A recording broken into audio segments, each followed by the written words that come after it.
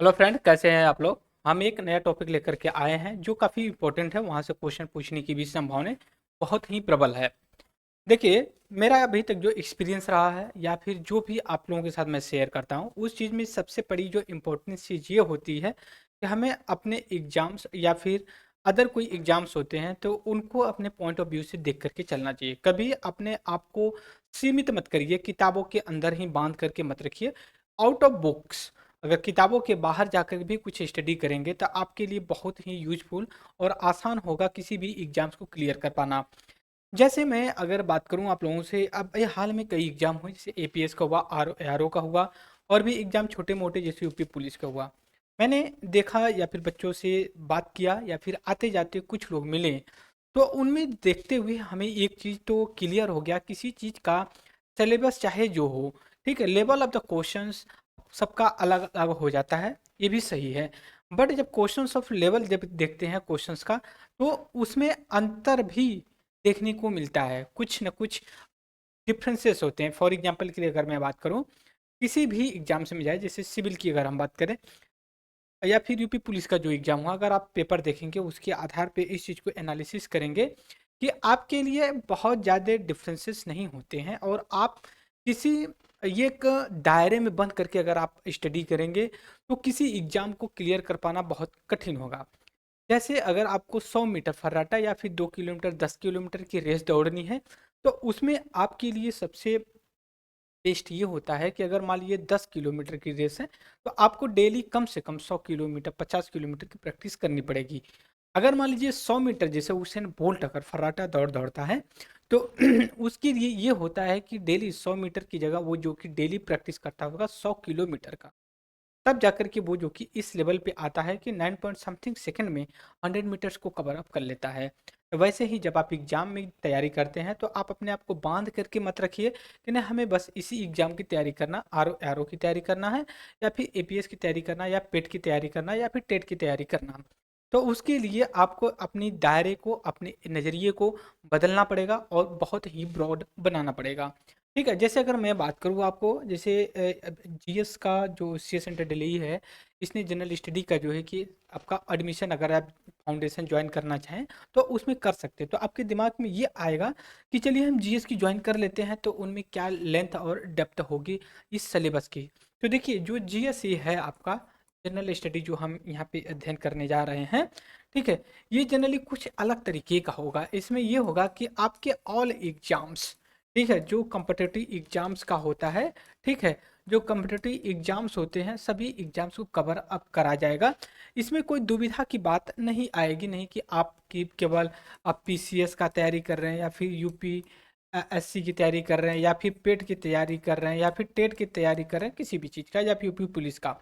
इसमें आपका जो जीएस होगा, जनरल स्टडी, या जिसको हिंदी में बोलते हैं सामान्य सामान्य अध्ययन, अध्ययन की जो हम बात करते हैं, ठीक है, इसमें आपका सभी एग्जाम्स कवर कर करवाया जाएगा।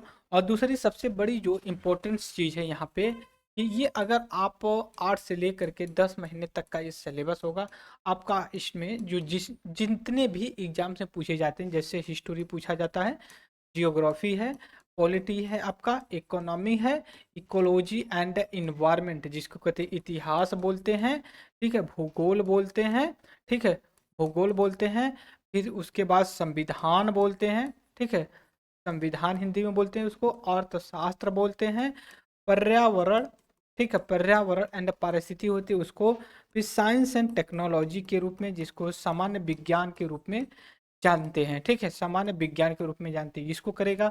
और उसके बाद करंट अफेयर, जिसको समसामयिक समसामयिक सामयिक जो होता है, इसको आपको कवर करवाया जाएगा। इन सभी चीज़ों में आपको लगभग 99%, ठीक है, 99% आपका सिलेबस कवर होगा। और इसको कंप्लीट करने के बाद अब आप सभी एग्जाम्स में, जितने भी एग्जाम्स होते हैं कम्पिटिटिव का, उसको देने लायक हो जाएंगे। और उस एग्जाम्स की जो क्वेश्चंस होगा उससे आप सॉल्व कर पाए या नहीं कर पाए, लेकिन उस सवाल से आप लड़ने की आपके अंदर की क्षमता बढ़ जाएगी। इस पॉइंट ऑफ व्यू से सीएस सेंटर दिल्ली जो कि समान अध्ययन का कोर्स चला रहा है, मेरे दिमाग में ऐसा क्यों आया, मैंने अभी जो एपीएस का, ठीक है, एपीएस एंड आरओ, एआरओ, या फिर अदर कोई जो एग्जाम्स हुए हैं वो इधर जो कि 6 से लेके 6-7 महीने तक का, उसमें मैंने देखा जो जीएस का क्वेश्चन हुआ करता था पैटर्न का, वो लगभग सबका 90% एक जैसा था। बस थोड़ा सा अप डाउन होता 3%, 30 मतलब 10%, जबकि अप डाउन था। एग्जाम्पल्स के लिए अगर मैं बात करूं आपसे, एग्जाम्पल्स के लिए अगर मैं बात करूं कैसे हम कहते हैं, सपोज करिए एक मैंने एग्जाम देखा, मैं आ रहा था तो उसमें एक क्वेश्चन पेपर देखा यूपी पुलिस का। ठीक है, यूपी पुलिस का सबसे, अभी यूपी पुलिस का अभी हाल ही में एग्जाम हुआ है, तो इस वजह से मैं इसको बात कर रहा हूँ।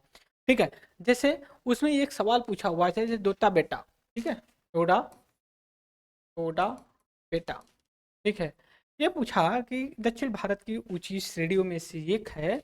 ठीक है, दक्षिण भारत की श्रेणियों में से एक है ऊंची, और इस छोटा बेटा जो माउंटेन है ये किस, ठीक है, किस पर्वत पर है, पर्वत या माउंटेन पे है। ठीक है, तो उसमें देखिए पहली बात तो देखिए उसमें ऑप्शन दिया था, ऑप्शन में देखिए विन विंध्या दिया था, और एक ऑप्शन और दिया था बी जो था नीलगिरी, नीलगिरी करके था, और 2-3 ऑप्शन था। और जैसे मान लिए कि सी जो कि हरिश्चंद्रा, या फिर डी मान लीजिए छोटा नागपुर, छोटा नागपुर। अब देखिए दिक्कत कुछ नहीं है, अब इस सवाल को सॉल्व करनी है। सबसे पहले देखिए डोटा बेटा के बारे में ये पूछ लिया है कि दक्षिण भारत की है, तो सबसे पहले हमें ये पता होना चाहिए कि इंडिया का जो लोकेशन है, कैसे हम बात करते हैं। पहले इंडिया का लोकेशन लाइए, ठीक है, इंडिया का लोकेशन, तो इंडिया का लोकेशन, अब ये देखिए इंडिया का हल्का फुल्का मैंने लोकेशन बताया, और यहाँ पे देख लीजिए ऐसे करते हैं तो इधर हम नॉर्थ को मानते हैं, इधर साउथ को मानते हैं। पहली बात तो ये कह रहा है कि दक्षिण भारत की चोटी, तो दक्षिण भारत की चोटी में देखेंगे तो विंध्या है, जो विंध्या आपका नॉर्थ इंडिया में ये यहाँ पे आ जाता है। ठीक है, तो पहली बात तो दक्षिण भारत की नहीं होती है। दूसरी चीज है कि यहाँ पे हरिश्चंद्रा आ जाता है, हरिश्चंद्रा आपका दक्षिण भारत में है, लेकिन ये जो है कि आपका महाराष्ट्र के पास में पड़ जाता है। तीसरा जो छोटा नागपुर आ जाता है, छोटा नागपुर आपका ईस्ट इंडिया के एरिया में आता है, जैसे आप बोल सकते हो छत्तीसगढ़, झारखंड, पश्चिम बंगाल, इस एरिया में आ जाता है। तीसरा जो यहाँ पे लास्ट में है नीलगिरी, नीलगिरी आप देखेंगे जो केरला, केरला और जो है कि तमिलनाडु के बॉर्डर पे बनती है, ईस्टर्न और वेस्टर्न घाट दोनों एक जगह टच करती है। तो हमें यहाँ देखिए ऑप्शन नहीं पता, बस इतना पता है दक्षिण भारत का ये कहाँ पे है। तो आप आसानी दोता बेटा के रूप में आप इसको आइडेंटिफाई कर सकते हो कि नहीं ये नीलगिरी तो यहाँ है, नीलगिरी की ही ये हो सकती है। दूसरी चीज ये है कि अगर आपसे पीसीएस में सवाल अगर यही सेम पूछ लिया जाए, तो वो क्या करेगा पता है, वो कुछ ऐसा करेगा जो ऑप्शंस है इनको क्या करेगा, आप बहुत क्लोज दे देगा, क्लोज करेगा दक्षिण भारत की है बेटा बेटा, तो नीलगिरी दे देगा, ठीक है, जवाई सेवराय दे देगा, ठीक है, और भी कुछ जो है कि कार्डमम हिल बोल देगा। तो ऐसे बहुत क्लोज दे देगा, मतलब क्वेश्चन तो सेम है, बस ऑप्शन बहुत जो कि क्लोज ला करके दे देते हैं। तो लेवल ऑफ द क्वेश्चंस में जो डिफरेंसेस होता है ये इसी आधार पे किया जाता है। बट आज हमारा जो टॉपिक है, जैसे मैंने टॉपिक आज मैंने लिया, तो मेरा ये कहने का बस इन्फॉर्मेशन की वजह से मैंने आपको बता दिया, नहीं जीएस फाउंडेशन में ज्वाइन करना चाहें तो आप कर सकते हो। अब इसके साथ एक चीज और हमें याद रखना चाहिए, जो मैं आज टॉपिक पढ़ाने जा रहा हूँ, आज का जो टॉपिक पढ़ाने जा रहा हूँ मैं आपका, देखिए आज का आधार होगा, ठीक है, आधार कार्ड जो हम यूज करते हैं, ठीक है, जिसको हिंदी में कहते हैं भी है आधार, आधार कार्ड होता है ना, कार्ड होता है, ऐसे ही तो होता है लिखा। तो आधार कार्ड जो ये है इसको लेकर के न्यूज में आया हुआ है, ठीक है, न्यूज में आया हुआ है। न्यूज में क्या है ये भी हम आपको बताएंगे, और इसी के साथ ये भी हम आपको बताएंगे कि रियल में हम कैसे इसको सॉल्व करेंगे, न्यूज में क्या है। टॉपिक टॉपिक आधार कार्ड, आधार कार्ड, ठीक है, आधार कार्ड। अभी देखिए बात ये चले सभी के पास, लगभग एक अनुमान के पास लगाया जाता है 95% जो रेसिडेंस हैं इंडिया के, कौन है, रेसिडेंस, रेसिडेंस मतलब जो यहाँ के निवासी हैं, निवासी। लेकिन निवासी आप कंफ्यूज मत होइएगा, निवासी एक होता है एक सिटीजन्स, सिटीजन्स नागरिक, नागरिक, नागरिक का मतलब सिटीजन्स तो हैं आप, ठीक है, लेकिन इसका ये मतलब नहीं है कि आप भारत में ही रहते हो सकता है कि बाहर के, भारत के बाहर भी जा करके कोई काम कर रहे हो, तो वो भी तो सिटीजन्स हैं, गल्फ कंट्री में जा रहे हैं। रेसिडेंस का मतलब निवास कर रहे हैं, यहाँ पे हैं लोग, निवासी हैं, कहीं ना कहीं हैं। भारत में एक व्यक्ति का एक से ज्यादा जगह रेसिडेंस हो सकता है, मतलब मोर देन वन जगह। किस कोई हो सकता है उसका दिल्ली में भी घर हो, दिल्ली में भी घर हो, और पटना, पटना जो बिहार है वहाँ पे भी घर हो, दोनों जगह रेसिडेंस। लेकिन जब सिटीजन्स की बात करते हैं तो केवल केवल वो इंडियन सिटीजन्स होता है। अब ऐसा नहीं है कि वो बिहार का बिहार का है, फिर दिल्ली का भी है, केरला का, ऐसा नहीं।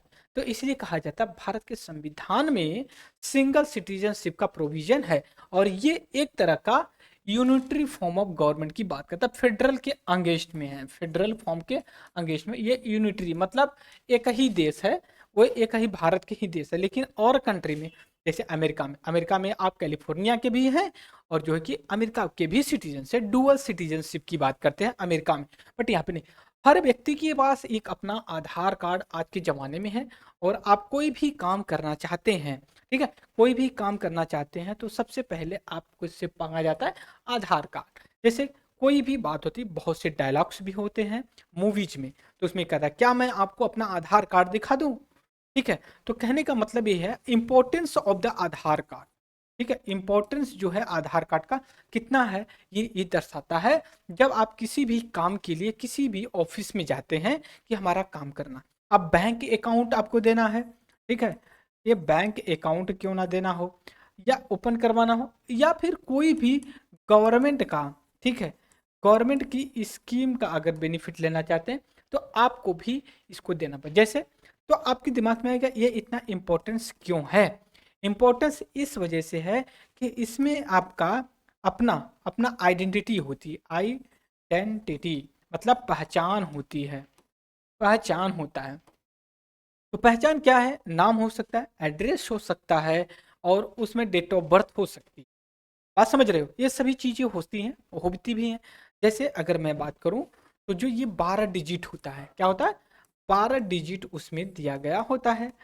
तो डिजिट दिया गया होता है तो उसमें क्या क्या होता है, हालांकि 1 2 3 4 से लेकर के 12 तक का डिजिट हो सकता है। जैसे मैं कहूँ आपका 1 है, 2 है, 4 है, 5 है, 0 0 5 6 से करके 12 तक है, ठीक है।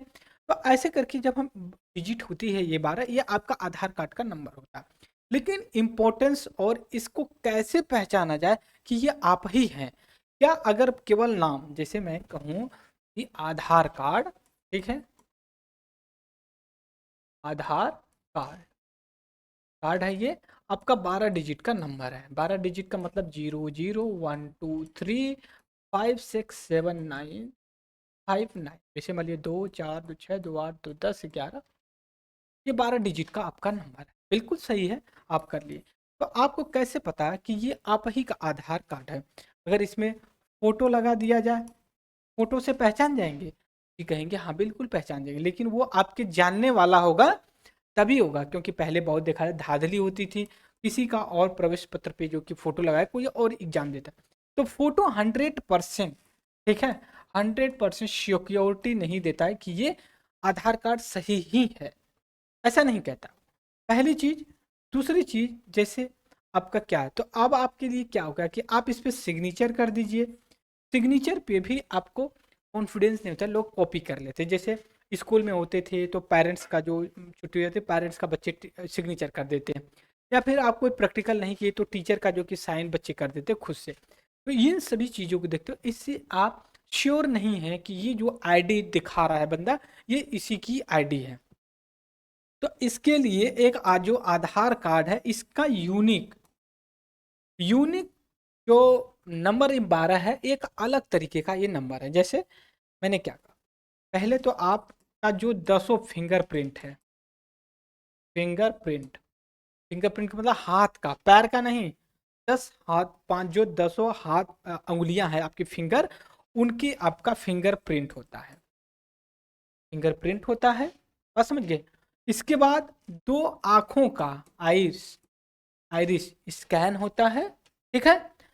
इसके बाद आपको क्या होता है, आपका एक फेशियल, एक आपका फेशियल, फेशियल मतलब आप कैमरे के सामने आपका ऐसे फोटो लिया जाता है, ठीक है, वो चीज़ होती है। और एक और जो होता है, आप अगर इस तरह से बात करें कि जैसे मान लीजिए कि आपको तो आपकी फोटो होती है, फोटो, ये चीजें हो जाती हैं। तो आधार कार्ड में देखिए ये चीज, और इस वजह से ये यूनिक हो जाता है। ये यूनिक, इन सभी वजह से ये यूनिक हो जाता है कि भाई ये यूनिक आपका नंबर है।